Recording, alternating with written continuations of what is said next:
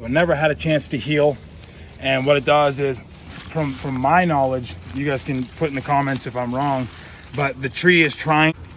All right, so we're here doing some trimming. This tree was really hanging over the person's house here. You know, different limbs growing downwards. When the sun goes up over a tree, right? Actually, let's use this as an example right here. I'm gonna actually look at that maple in the front yard.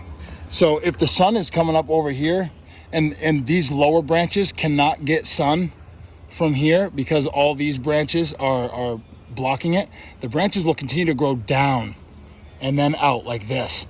So what you need to do is, instead of just continuing to trim these branches, which it's too late to do now, we have to do this, thin this out so it can get sun and these branches can start growing upwards again. All right, so also what I wanted to point out is, you see this stub cut up here?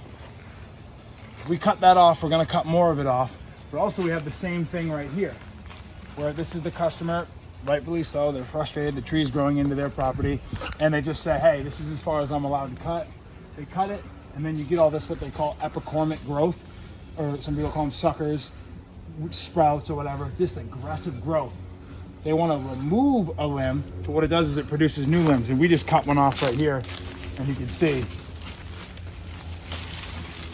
So, not a clean cut at all. You can tell what happened. Somebody was cutting down like this, right?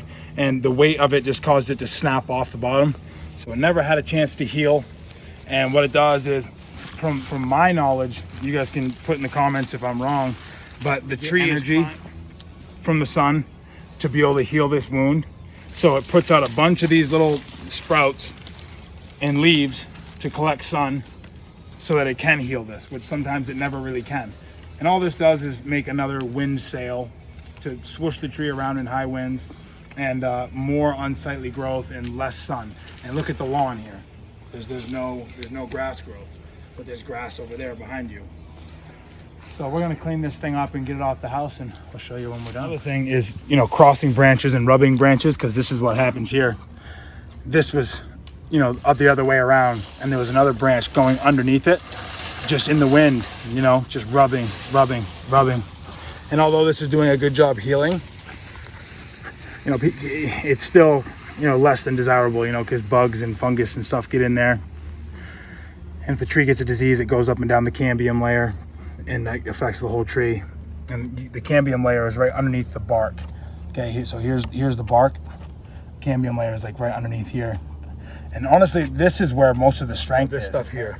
Yes, it's hard, but I've seen trees be completely rotten of its heartwood and be hanging on by nothing but the cambium, you know, in the bark.